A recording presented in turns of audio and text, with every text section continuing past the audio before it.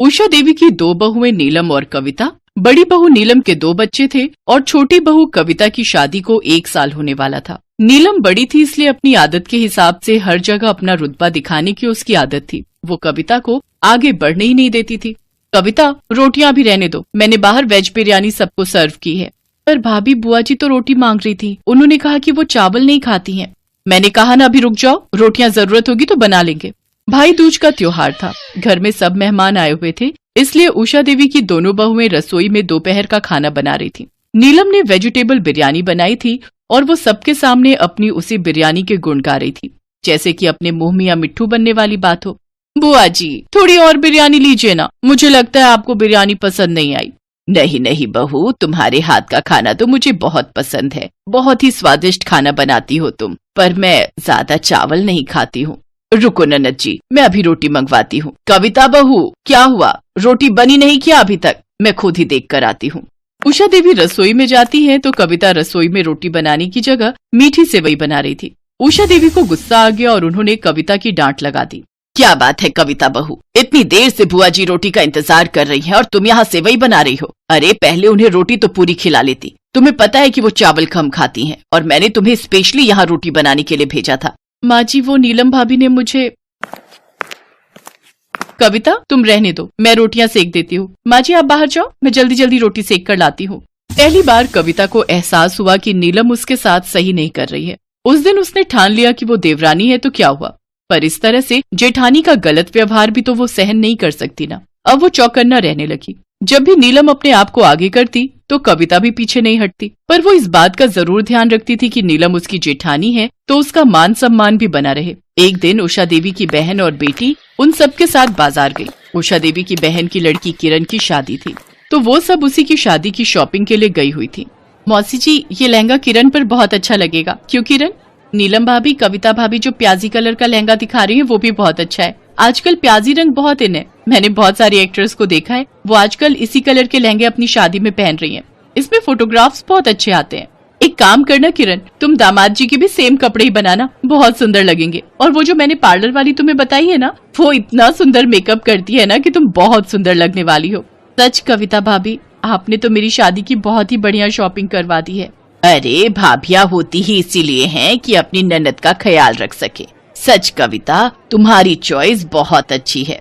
अरे रितु, ये आजकल के बच्चे हैं ना तो ये हमसे ज्यादा जानते हैं।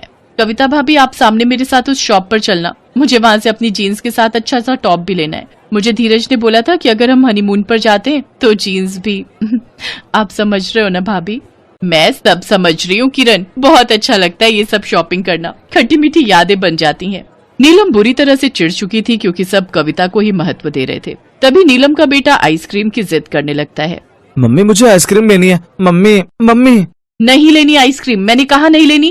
क्या बात है बहू, बिट्टू को क्यों मार रही हो? किस बात का गुस्सा है? पता नहीं रितु, इसे आजकल क्या होता जा रहा है, जब देखो गुस्से में भरी रहती है। बहू थोड़ा लिहाज करो, ये बाजार है, हम किसी की दुकान पर बैठे हैं।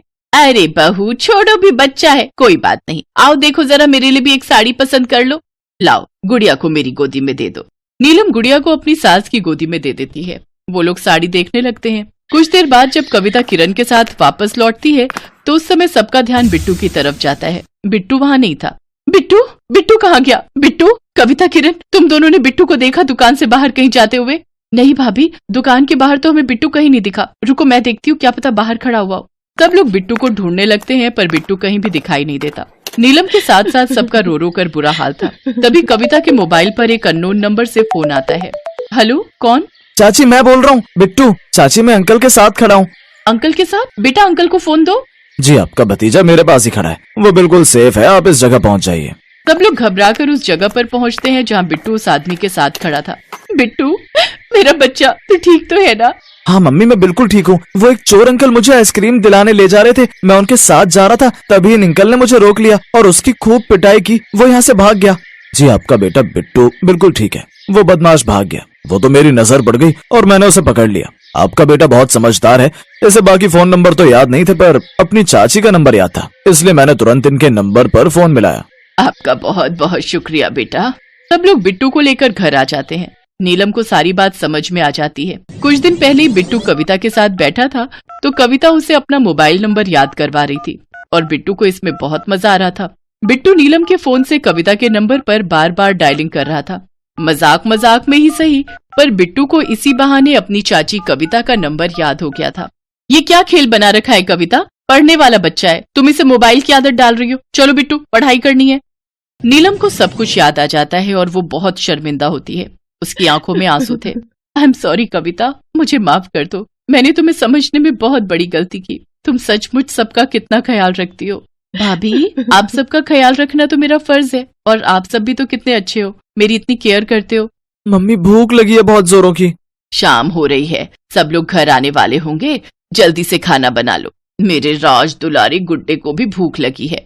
भाभी, मैं सोच रही थी आप जल्दी से दाल चावल रेडी कर लो, मैं गरम गरम रोटी सेक लेती हूँ, फिर हम सब मिलकर आज एक साथ खाना खाएंगे। मौसी जी, किरण, आप सब भी खाना खाकर ही जाना। हाँ बहू, बहुत जोरों की भूख लगी है। नीलम, जल्दी से दाल चावल बना लो। और कविता, एक काम कर बहू, रोटी के साथ साथ ना वो जो तूने लाल मिर्च का अचार डाला है ना, वो जरूर खिलाना, वो बहुत ही टेस्टी बनाया है तुमने। हाँ बहू, जल्दी से अब तुम दोनों खाना बना लो। नीलम भाभी, मैं कह रही थी इस साड़ी के साथ चप्पल अच्छी लगेगी या फिर सैंडल? इसके साथ तो हील वाली चप्पल ही अच्छी लगेगी। कुछ भी कहो भाभी, के चावल एक एक दाने खिले हुए बनते हैं। मुझे तो ऐसे चावल बनाने ही नहीं आते। भाभी, मुझे भी इस तरह के चावल बनाने सिखाओ ना, जिसमें एक एक दाना अलग हो। मुझे भी सीखना है।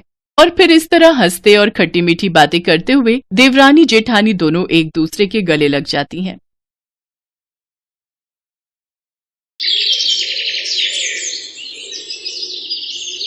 भाभी, नाश्ता बन गया क्या? मैं लेट हो रहा हूँ। हाँ हाँ, हो गया। लो, आलू के पराठे बनाए हैं आज। क्या बात है, मजा ही आ जाएगा फिर तो। जी करता है कि सारे काम छोड़ूं और आराम से बैठकर बस ये पराठे ही खाता रहूं। तू भी ना, चल अब जल्दी कर। नहीं सच में भाभी, आप ना बेस्ट हो। हाँ वो तो है, लेकिन जब रसिका आएगी ना इस घर में, तब देखेंगे कि तुम रसिका के गुण गाते हो या फिर मेरे। क्या भाभी, फिर वही बात। आप जाओ किचन में और मुझे पराठे पर फोकस करने दो। हाँ, देवर और भाभी का बड़ा ही प्यारा रिश्ता होता है। इसमें मान सम्मान भी होता है और हंसी मजाक भी। सरिता की शादी किशोर से हुई थी और राहुल उसका देवर था। किशोर और राहुल की उम्र में 10 साल का बड़ा अंतर था। जब राहुल छोटा था तभी उसके माता पिता का देहांत हो गया था। उनके जाने के बाद पहले किशोर ने और फिर भाभी बनकर आई सरिता ने राहुल को अपने बेटे की तरह पाला था। सरिता और किशोर की कोई औलाद नहीं थी, इसीलिए उन्होंने अपना सारा प्यार राहुल पर ही लुटा दिया था। राहुल मजे से पराठे खा रहा था कि तभी किशोर वहां आया। हाँ भाई, क्या बनाया आज? आओ भैया, और मिलो वर्ल्ड की सबसे बेस्ट शेफ से, आलू पराठा स्पेशलिस्ट 10 सरिता भाभी से। मस्का लगाना तो कोई तुझसे सीखे। और बता क्या चल रहा है? कुछ नहीं, बस अगले महीने एग्जाम और फिर नौकरी की तैयारी। गुड। आज अगर माँ बाबूजी जिंदा होते तो कितने खुश होते। बस तू जल्दी से अपना काम धंधा शुरू कर, फिर हम रसिका को ले आएंगे पूरी धूमधाम से। क्या यार भैया, जब देखो वही बात। आप पराठे खाओ ना, और मुझे भी शांति के साथ पराठे खाने दो। अब ये शांति कौन है? उसके लिए भी पराठे पैक करवा दूं क्या? चुप हो जाओ आप दोनों। किशोर के घर में हमेशा ऐसे ही हंसी मजाक का माहौल रहता था। किशोर एक कंपनी में काम करता था और सरिता घर संभालती थी। माँ बाप के एक साथ चले जाने के बाद रिश्तेदारों ने किशोर की शादी बहुत जल्दी कर दी थी, ताकि वो दोनों मिलकर राहुल का ख्याल रख सके। सरिता भी भाभी नहीं बल्कि माँ के रूप में राहुल का पूरा ख्याल रखती थी। ऐसे ही कई दिन गुजर गए। राहुल की कॉलेज की पढ़ाई अब खत्म होने वाली थी। फिर एक दिन कॉलेज में। हाय। हाय रसिका, कैसी हो? मैं ठीक हूँ, आप कैसे हो? अरे यार, ये तुम मुझे आप क्यों बोलती हो? तो क्या बोलूं? तुम बोलो ना, जैसे मैं तुम्हें बोलता हूँ। मैं आपको तुम बोलूं? फिर वही बात। अच्छा खैर छोड़ो, अंकल आंटी कैसे हैं? वो बढ़िया है। आप बताइए, भैया भाभी कैसे हैं? हाँ, वो भी मस्त है। अच्छा रसिका, मैं चलता हूँ, मुझे दोस्तों के साथ फिल्म देखने जाना है, तो मैं लेट हो रहा हूँ। ठीक है, बाद में मिलते हैं। Okay, bye bye. रसिका चाहती थी कि राहुल उसे भी अपने साथ फिल्म देखने ले जाए, लेकिन राहुल रसिका से हर वक्त कन्नी ही काटता रहता था। रसिका वहां से दुखी होकर घर की तरफ चल पड़ी। दरअसल राहुल और रसिका के पिता बहुत अच्छे दोस्त हुआ करते थे। उन दोनों ने बचपन में ही रसिका और राहुल की शादी तय कर दी थी। पर शादी से पहले ही राहुल के माता पिता का देहांत हो गया। लेकिन किशोर और सरिता दिल से चाहते थे कि रसिका ही उनके घर की बहू बनकर आए, इसीलिए वो रसिका का नाम लेकर राहुल को छेड़ते रहते थे। रसिका भी राहुल को ही अपना पति मान चुकी थी। वो कभी कभार जानबूझकर राहुल से मिलने के लिए सज धज कर तैयार होकर कॉलेज आती थी, उससे बात करने की कोशिश करती थी, लेकिन राहुल उससे बचता फिरता था। लेकिन अब जब दोनों बड़े हो गए थे तो शादी की बात भी चलने लगी। आओ आओ किशोर बेटा, कैसे हो? नमस्ते आंटी जी, मैं ठीक हूँ। नमस्ते आंटी जी, आप कैसी हैं? मैं भी ठीक हूँ। रसिका, ओ रसिका, जल्दी आओ, देखो तुम्हारे जेठ जेठानी आए हैं। अपनी माँ की आवाज सुनकर रसिका फूली नहीं समाई। वो जल्दी से सिर पर पल्लू रखकर बाहर आई और आकर उसने किशोर और सरिता के पैर छुए। हालांकि उसकी नजरें किसी को ढूंढ रही थी। क्या हुआ रसिका, किसे ढूंढ रही हो?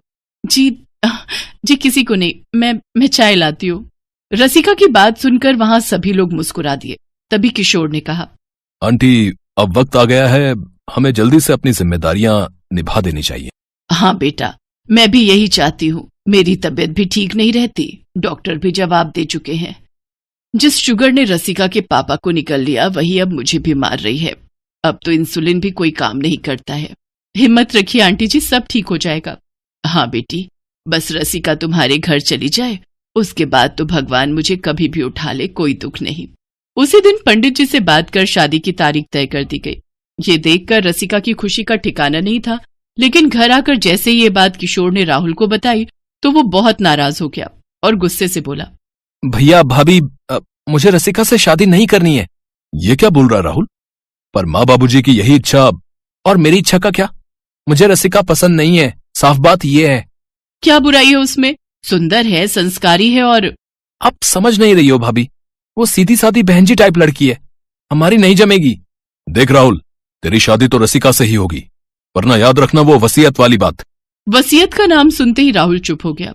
उसे झुकना पड़ा और कुछ दिनों बाद राहुल और रसिका की शादी हो गई। रसिका बहुत खुश थी। वो घर के कामों में सरिता का पूरा हाथ बटाती और किशोर की भी बहुत इज्जत करती थी। लेकिन दूसरी तरफ राहुल अब बहुत चुपचाप रहने लगा था। साफ पता चल रहा था कि वो इस शादी से खुश नहीं है।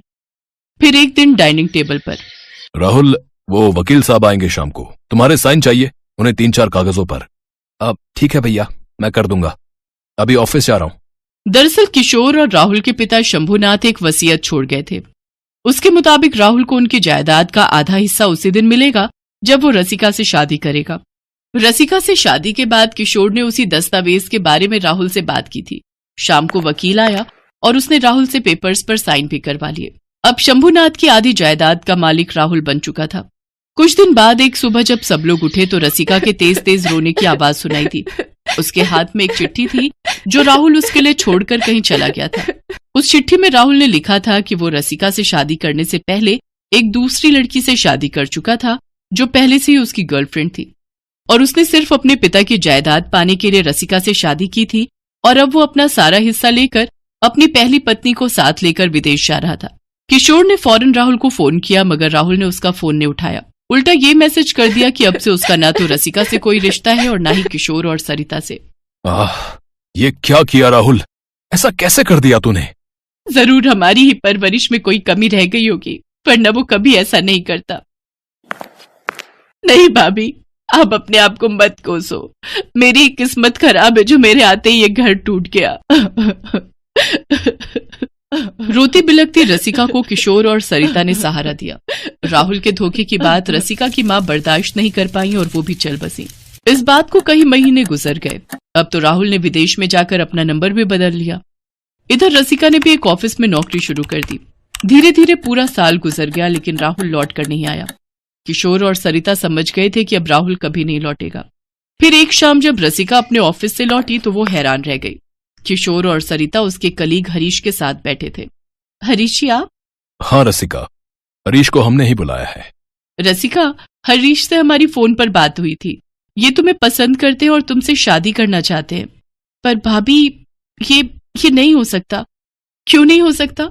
जब राहुल अपनी जिंदगी में आगे बढ़ गया तो तुम कब तक उसके इंतजार में बैठी रहोगी? मैं सिर्फ भाभी नहीं हूं तुम्हारी, आंटी के जाने के बाद अब मैं तुम्हारी माँ भी हूं, और मुझे हक है तुम्हारा अच्छा बुरा सोचने का। तुम बस इतना बताओ कि हरीश तुम्हें पसंद है या नहीं। भाभी, रसिका कोई जवाब तो नहीं दे सकी, लेकिन उसके आंसू उसके दिल का हाल बयां कर रहे थे।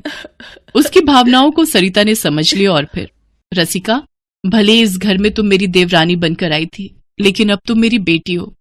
राहुल के किए की सजा मैं तुम्हें नहीं भुगतने दूंगी। तुम्हारी शादी हरीश से होगी। मैं और तुम्हारे भैया इस बार तुम्हारा कन्यादान करेंगे। और हाँ, हमेशा एक बात याद रखना, तुम्हारा इस घर के साथ नाता कभी नहीं टूटेगा। ये घर हमेशा तुम्हारा मायका रहेगा।